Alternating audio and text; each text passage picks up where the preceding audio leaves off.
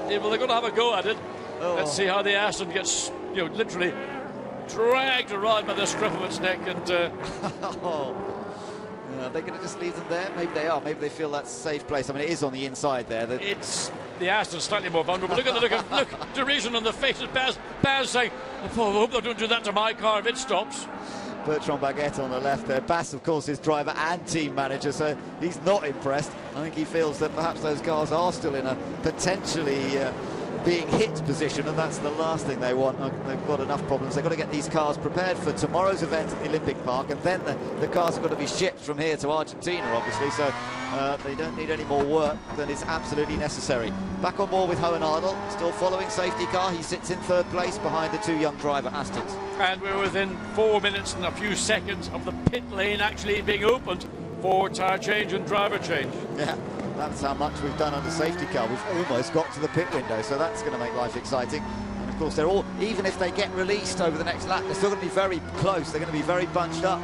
They've had no opportunity to spread themselves out, and it means the pit lane could be remarkably busy. Well, I just wonder, someone like Richard Westbrook and Nissan, would they take the opportunity at the earliest moment to dive into the pits, get their driver change and tyre change done, although they've had two fresh tyres fitted to the front of that car, but they're currently running last. It might be their best shot at jumping up the field while everybody else may stay out that little bit longer to run deeper into the pit stop window 10-minute period. Yeah, that's absolutely right.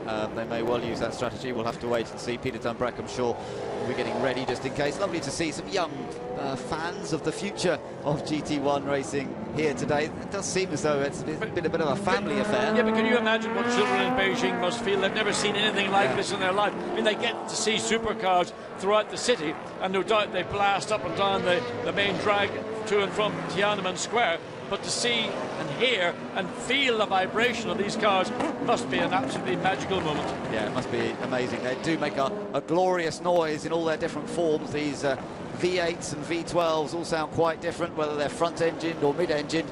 And yeah, these spectators must be getting the sights and sounds of something that is very, very new to them. It's a great opportunity, and I think GT1 likely to be coming back to Beijing, not just next year, but hopefully for many years into the future. Drivers then are preparing for the driver changes, but let's wait and see. There's Alex Muller, who will take over from Thomas Enger in the lead car. Not that Thomas has really done much. They earned that through the qualifying race, and they've only done a lap of racing, and the rest of it has been behind safety car. So it's Aston Martin still on top as they finish the qualifying race. Great car, clearly, in the wet. Actually, I asked a couple of the guys earlier over lunchtime, talked to David Brabham, Nissan driver, but of course he's raced an Aston quite a lot in the past, and he said, yeah, always a great car in the wet conditions. He always found it a really nice car to drive. I don't understand why, because the Aston is fundamentally a high downforce but high-speed car, and in this type of racetrack, which has got low-speed corners and is effectively, there's not generating the downforce, nevertheless, the car, all three of them, filled out the podium in the qualifying race, all look brilliant. Yeah, fantastic. Darren Turner due to take over the second-placed car, being driven by Stefan Mucker at the moment as the clock ticks away. Darren, part of the Aston Martin setup for many years. In fact, he'll be driving an Aston Martin next weekend at the Goodwood Revival, a slightly older version, the DB4, I believe. He's, yeah, a lovely GT car from the late 50s, of course, synonymous with James Bond. And the safety car comes in. The race gets underway just before the pit window opens up. Thomas Enger leads the field as the race gets going once again, and we've got a challenge for second place as Hohenadel comes down the outside but doesn't make it. And also a bit of a move from Katzberg in the sumo-powered Nissan. He was going in very wide, very easy to get on the grass, as we saw from Lucas Lohr in qualifying, but certainly Nicky Katzberg survived the moment, and we're there briefly on board with the third place Aston, chased by Lucas Lohr in his Nissan, and then the Corvette, and then going through is Katzberg with Henrici as well. Two 4 GTs trying to move around the outside. You got Henrici and in fact, Maxime Martin had made up one position, so he in fact is now in 8th place ahead of the Lamborghini of Lauenberger. Yeah, that's a good spot. He's one of the few to have gained a place on this restart, and that's going to be very, very useful to him coming into the pit stop window in just 30 seconds time. The Corvette just briefly moves out of line but stays there, chased by Nicky Katzberg, then those two Fords, as you say, and now here's a chance for Henrici perhaps to get out of the way and let Martin go through. I wonder if he will. There are no team orders as such, they're racing for themselves, but of course Max Martin still has an outside chance in the championship. I don't think even Henrici has got a clue where Maxime Martin has. The visibility forward's bad, the visibility rearward is negative, just there isn't any at all. Yeah, can't see anything, and that is Max Martin. He's going around the outside of Nicky Katzberg. My goodness, he's already done Henrici on that lap, and now he's trying to get past the Nissan. Max Martin, oh, he can't quite do it, but the Nissan is wide. Oh! And that's where Katzberg went off big time, but now down the inside, Maxime Martin gets the position from the Nissan. The Nissan runs round the outside. Familiar to see cars doing that in the rain. There's often more grip, but Maxime Martin is on a mission. And that mission is to make his way up to the back of Rossi in the Corvette. And how long will it take? We're now into the pit stop window, and then even the cars will have the option to make a pit stop at the end of this lap. Yeah, he is driving his heart out. Here is Max Martin, the winner last time out at Ordos, when Fred Makovicky was with him. But they've got to do something here because he needs those points desperately if he's going to have any chance at all going into the finale in Argentina. Max Martin using the Ford beautifully well here. It is suited to this track, there's no doubt about it. That mid-engine layout giving it great traction off the tight corners, and in comes the race leader. And Martin has got ahead of the Corvette. He did it into turn 13. He dived on the inside, just got a brief glimpse of him doing so, and he's now up into fifth place. So Thomas Enger's going to hand over to Alex Muller. Also in is Lucas Luhr to hand over to Michael Krum. Now, these guys had a very good pit stop earlier. Henrici, I believe, is in as well. Yeah, Henrici's in, so's Leclerc. Jamie Campbell-Walter has also brought the Nissan in his car number 21 car. So now the race lead being held by Stefan Mucker. This car is now second to Christian Hohenadel. Young driver going to work, changing the wet. Sober, they haven't had a chance to get on the slicks under race conditions here today. Michael Krum is on board the Nissan. Can they jump the Aston Martin? Well, let's see. No, they can. Good stop from the young driver Aston Martin, but we now get Michael Krum out behind what was the leading car. Yeah, and I think, if anything, the Nissan probably did gain a little bit because they were further back than that before they came into the pits, so it might not have been the fastest stop for the young driver team, but they have got the Aston on its way. Now, are we going to see these guys coming into the pits? Look at Max Martin. He's now up to third place in the Ford GT. He is on an absolute charge. Stunning stuff, this. And Stefan Mucker comes in, but Hohenadel stays out, and Max Martin, I think, stays out as well. And Rossi comes into the Corvette. So we're saying now what was third place Aston lead the race, what was way back in the grid Maxime Martin in second place. Amazing. Maxime Martin started 14th. Now then, Stefan Mucker gets out. Darren Turner jumps aboard his Aston Martin as the Corvette in the background also going through the driver change as Nico Verdonk takes over from Michael Rossi. So where will they come out in respect to the Aston Martin now being driven by Alex Muller, and of course in respect also to the Nissan? Turner gets it away well. Yes, no stalling from Darren Turner. He gets the car down the pit lane. We have to wait and see as this car makes a long, tortuous exit out of the pit lane. Can he get it out? Waiting to see those two lead cars come through. As that's the Krum car. Second, he's dropped ground. He's dropped ground to the Darren Turner.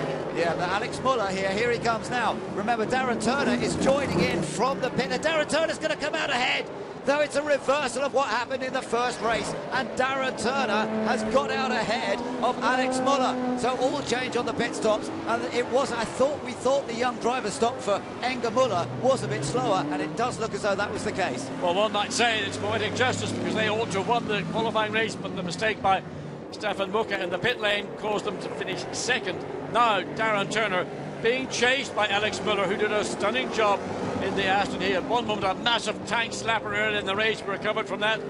But now Darren Turner getting familiar with the racetrack. He hasn't been on it since quite a long time now. But remember, it's actually Max Martin who leads. Yeah, Martin's got past Hohenadel, so Martin does lead this race. He's not made a pit stop yet. So Max Martin, there he is, car number 41. He has managed to get through everybody. He's now got in the lead of this race. There's the Aston of Hohenadel, and we wait to see when he's going to come in. Well, if we could see him, we could probably tell you. The spray is so bad. But it has been a great drive by Max Martin, really. I think endorsing what we've seen from him in Ordos 2 weeks ago. And right now, he and that Ford GT are top of the class. Yeah, and mixing it with his teammate who's been in the pits. Bas Leinders has taken over the number 40 car, but it is a lap down. Look at sliding around Max Martin, and Bertrand Baguette's eyes look pretty big. He's going to be taking this car over when the pit stop is made, and he's going to be taking over the lead car. Well, he led briefly this morning in the qualifying race, but let's see what the situation is. Will they have done enough to get ahead of the two Aston Martins as well? Ah, right, Hohen Ardel has come in, and he's handing over to Andrea Piccini in the sole remaining Hexis car. And just take a look, this was how the Ford got past. Yeah, just a mirror of what had happened about a few laps earlier when Martin did the same thing on the Corvette coming into turn 13 and 14. There it is, on board on the Hexis. Now the car leaves the pit lane. Now, where will this car come out relative to two young driver Aston Martins? Oh, and there's been a spin for the number 48 Lamborghini. That's Jonathan Kent. Oh, look at that water, my goodness, through the puddle, and he's stuck. A huge safety lake. Car. Yeah, it safety will be. Car. It will be safety car, but Max Martin's not made his pit stop yet, so that's really interesting. And we'll see what difference this makes. This could be a battle for position, and that is Katzberg, who stayed out, actually. Katzberg's not yet in to hand over to Enrique Bernoldi, so he's picking his way through the traffic, getting past the Corvette, I think, there. And you're on board with Max Martin, and he's battling away with one of the Nissans. Coming down, that's the David Brabham car, and he's lapping that car, which has been into the pits already. And Max Martin on an absolute charge here. And just sailed down the inside of the Nissan, took the ground away from the Nissan. And a stunning drive in these appalling conditions here in Beijing this afternoon. He is on it at the moment, this guy, Max Martin in the Ford GT. Just ride with him a second. Let's listen. Trying to get the power down. Into the pits now is Richard Westbrook to hand over to Peter Dambrecht. We're running out of time to make these pit stops. Katzberg handing over to Bernoldi as well. So Max Martin can't enjoy himself for much longer. He's in a good rhythm, but he's got to make a pit stop. No, he's going to have 3 minutes remaining before the pit stop closes, so he's got probably the best part of a lap, maybe 2 laps if he wants to be really brave. But he's got to make that pit stop. That counts within the 30-minute window, the pit stop 10-minute window. Bernoldi out ahead of Dambrecht now as the two driver teams have changed around. Now, look at this. The Hexis car is ahead of the two young driver Aston Martins. We do have a change, I think.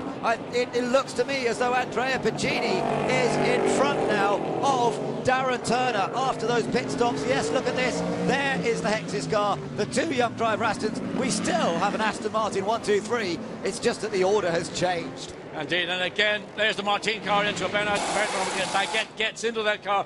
All that good work done by Max Martin. He will hopefully, his young teammate, not have the same issue with the gear shift, the downshift, which caught him out in the qualifying race. Raced to Indy earlier on this year, had a great race in the Indy 500 in Bertrand Baguette. Raced at Navarra in GT1. He's a former champion in the Formula Renault 3.5 series, a tester in Formula 1. Let's see how he gets on now in the pouring rain. Before this morning, he'd never driven a GT1 car in the rain, and it only lasted a couple of laps before he went off with that gear change problem. Where will he come out? Will he be ahead? Well, the Astons are coming. He's going to be ahead. He, I think, will just about sneak it before the lead Aston gets around turn 1 and exits through turn 2. Here we go. It's a close call. Here it comes. The Ford comes out, and he's going to be side by side with the Aston, but the Aston's got the speed, and around the outside goes Piccini. The Ford comes out in second place, and this is going to be great stuff. And Darren Turner's trying to take that second place. Can he get the Aston in there? Baguette's trying to get up to speed, but he's got to learn quickly. He's got to learn, but he's got to be very careful because Darren Turner is up to speed. The two Astons behind Alex Miller as well are all over the Ford GT like a rash as they now come down to turns 7 and 8.